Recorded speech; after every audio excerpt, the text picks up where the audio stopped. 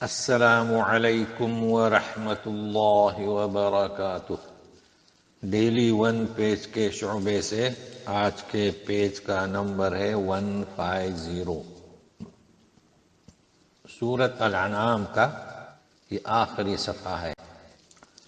آیات ہیں 158 سے لے کر آخری آیت 165 تک۔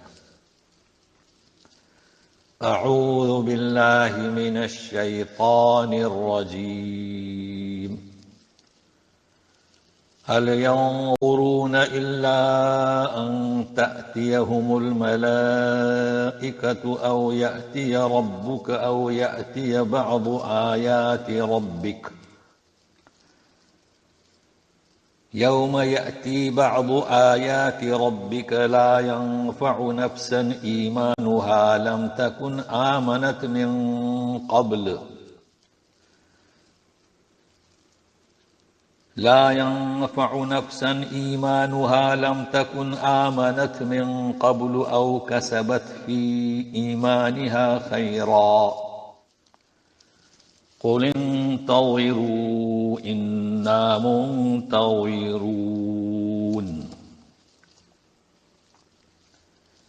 هل یعنی نافیہ اور الا اس بات، تو وہ منکرین انتظار کس بات کا کرتے ہیں کہ فرشتے ان کے پاس آئیں۔ تو تأتیہ فیمیل کا صیغہ ہے، اس وجہ سے کہ ملائکہ لکھا ہوا ہے فیمیل، جبکہ وہ نہ فیمیل ہے لیکن یہ کہ اسم کلمہ جو ہے فیمیل ہے۔ اب اس کے بعد یہ آتی ربک، اب یہ میل کا صیغہ ہے، مطلب وہ یہی چاہتے ہیں کہ فرشتے آئیں ان کے پاس، یا تیرا رب، یا تیرے رب کی کوئی ایک نشانی۔ تو جواب میں جس دن تیرے رب کی نشانیوں میں سے ایک نشانی آئے گی تو پھر کسی نفس کو ایمان لانا فائدہ نہیں دے گا جس نے اس نشانی کے واقع ہونے سے پہلے ایمان نہیں لایا۔ یہ نشانی کون سی؟ احادیث شریفہ میں نبی کریم صلی اللہ علیہ وسلم نے فرمایا یہ نشانی سورج جو ہے بجائے مشرق کے مغرب سے طلوع ہو، یہ وہ نشانی، یہ یعنی بعض آیات ربک، تو یہ ایک نشانی ہے۔ یا ہے کہ اس نے اپنے ایمان میں کوئی خیر یعنی بھلائی نہ کی ہو، یعنی اس نشانی کے آنے سے پہلے، تو مطلب ہے کہ توبہ استغفار کا وقت بھی اس نشانی کے واقع ہونے سے پہلے۔ تو اب بنسبت ان فریق کے جو ایمان نہیں لاتے، یا وہ فریق جو توبہ استغفار نہیں کرتے، تحدید قل انتظروا، کہو کہ تم انتظار کرو، ہم بھی انتظار کرتے ہیں۔ تو مفہوم کیا ہوا کہ نشانی قیامت کی ظاہر ہونے سے پہلے انسان کو چاہے کہ ایمان لائے، اور اس کے پہلے چاہے کہ توبہ استغفار کرے۔ اب دین میں تفرقہ کرنے والوں کے تعلق سے، ان الذين فرقوا دينهم وكانوا شيعا لست منهم في شيء انما امرهم الى الله ثم ينبئهم بما كانوا يفعلون۔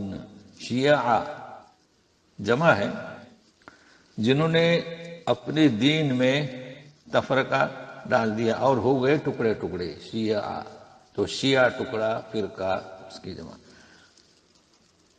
آپ کا ان سے کوئی تعلق نہیں اے رسول، چونکہ آپ محنت کر رہے تھے لیکن انہوں نے دین کو ٹکڑے ٹکڑے کیا، تو آپ کا اس سے تعلق نہیں، ان کا معاملہ اللہ کی طرف، پھر اللہ تعالیٰ انہیں آگاہ کرے گا جو کچھ کہ وہ کرتے تھے۔ تو یہاں پر چونکہ نبی کریم صلی اللہ علیہ وسلم کی جد و جہد، تو ظاہر ہے کہ انسان جد و جہد کرتا ہے کہ کوئی نتیجہ نکلے، مگر نہیں، انہوں نے چونکہ دین کو ٹکڑے ٹکڑے کر دیا، یہود و نصارہ کے کئی فرقے ہو گئے، اور افسوس ہے کہ ہمارے یہاں بھی کئی فرقے ہوئے ہیں، تو رسول کو دلاسا دیا جا رہا ہے کہ آپ کا ان سے کوئی تعلق نہیں۔ من جاء بالحسنة فله 10 أمثالها ومن جاء بالسيئة فلا يجزى إلا مثلها وهم لا يظلمون۔ جو کوئی بھلائی کر کے آتا ہے تو جب بھی وہ بھلائی کر کے آئے گا تو اسے جو ہے اس کا 10 گنا اس جیسا ثواب ملے گا، یعنی اس نیکی جیسا 10 ایک کے مقابلے میں۔ اور جو کوئی برائی کر کے آئے گا تو اتنا ہی اسے سزا ملے گی، اتنی الا مثلہ، جو اس نے برائی کی ہے ان پر کوئی ظلم نہیں کیا جائے گا جی، کیونکہ عدل و انصاف کا ہی تقاضا ہے۔ تو یہ ایک خوشخبری ہے، بشارت ہے مومنین کے لیے۔ تو اے رسول آپ کہیے، قل اننی ہدانی ربی الی صراط مستقیم دینا قیما ملت ابراہیم حنیفا، الی صراط مستقیم۔ دیکھیے، قل اننی ہدانی ربی الی صراط مستقیم دینا قیما ملت ابراہیم حنیفا وما كان من المشرکین۔ کہہ دیجئے رسول، مجھے میرے رب نے ہدایت کی صحیح راستے کی طرف۔ وہ کیا ہے؟ مستحکم دین، قیما، مستحکم دین، پائیدار دین۔ طریقہ کس کا؟ ابراہیم کا جو یکسو تھے ان کا دین، ان کا طریقہ، اور وہ مشرکین میں سے نہیں تھے۔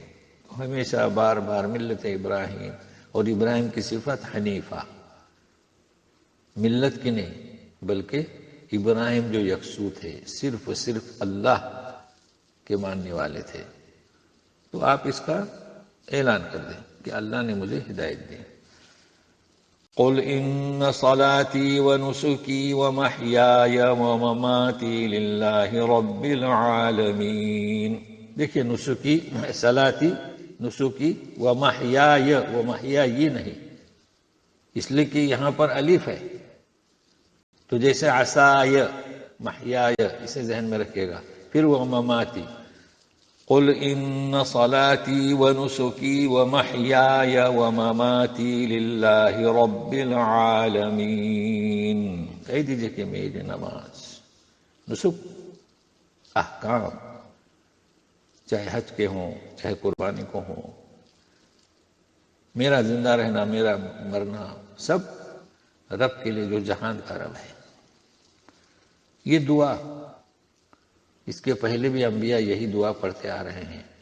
مزید سنیے، لا شریک لہ وبذلک امرت وانا اول المسلمین۔ اس کا کوئی شریک نہیں، اور مجھے اسی بات کا حکم کیا گیا ہے، اور میں پہلا مسلمانوں میں۔ اس لیے کہ انبیاء جب دعوت دیتے ہیں تو سب سے پہلے وہ فرما بردار رہتے ہیں، وہ اسے قبول کرنے والے ہوتے ہیں۔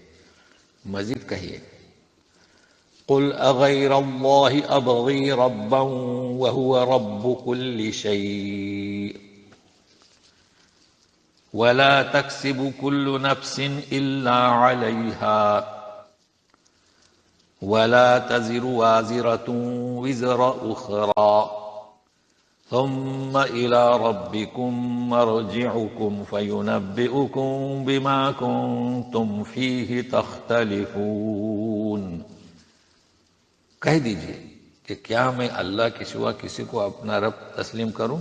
مطلب مشرکین کہتے تھے کہ ہمارے معبودوں کو بھی مانیے، جبکہ وہ ہر چیز کا رب ہے، تو تمہارے معبودوں کو کیسے تسلیم کیا جائے؟ ہر چیز کا رب وہی ہے، جسے تم پوچھتے ہو اس کا رب بھی وہی ہے، تو اسی رب کی تلاش میں رہوں۔ ولا تکسب کل نفس، اور کوئی بھی نفس وہی پائے گا، ہر نفس جو کچھ بھی کماتا ہے اس کا وہی کمائے، وہی پائے گا، مطلب اس کا بوجھ اس پر ہوگا، چونکہ یہاں اعلیٰ ہے تو اعلیٰ کی وجہ سے جو کچھ بھی کمائے گا، کوئی بھی نفس اس کا وبال، اس کی سزا اسی پر ہوگی، چونکہ اعلیٰ ہے۔ اور جہاں لہو آتا ہے تو نفع کا ترجمہ ہوتا ہے۔ وَلَا تَزِرُ وَازِرَةٌ وِزْرَ أُخْرَىٰ، کوئی بھی بوجھ اٹھانے والی کسی کا بوجھ اٹھائے گی نہیں، یعنی کوئی نفس۔ اب یہاں اٹھانے والی چونکہ نفس کے بارے میں ہے تو ہم نفس کو مذکر اختیار کیے ہوئے۔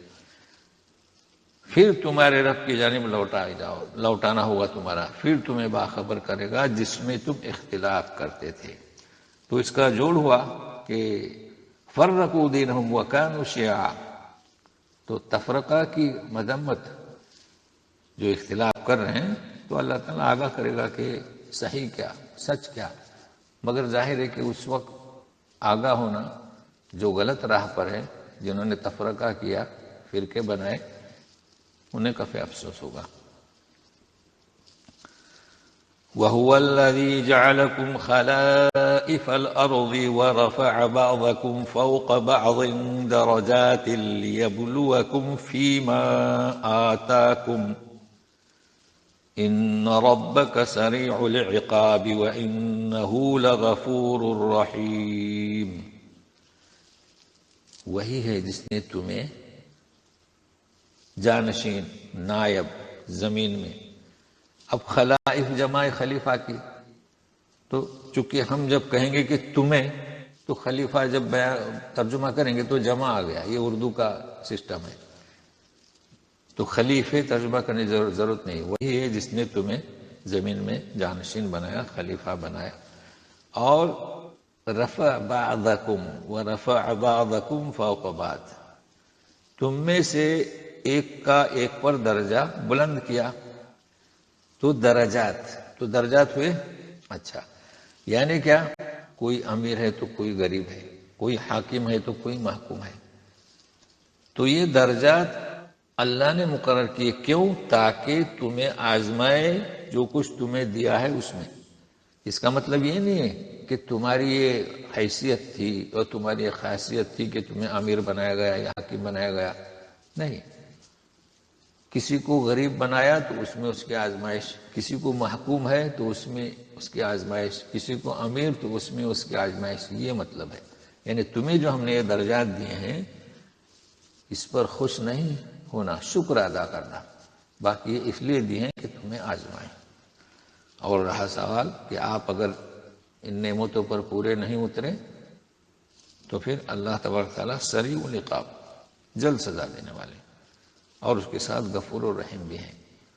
تو نعمت ہو چاہے نقمت ہو، خوشحالی ہو بدحالی ہو، یہ سب آزمائش ہے۔ تو آج اتنا ہی، والسلام علیکم ورحمۃ اللہ وبرکاتہ۔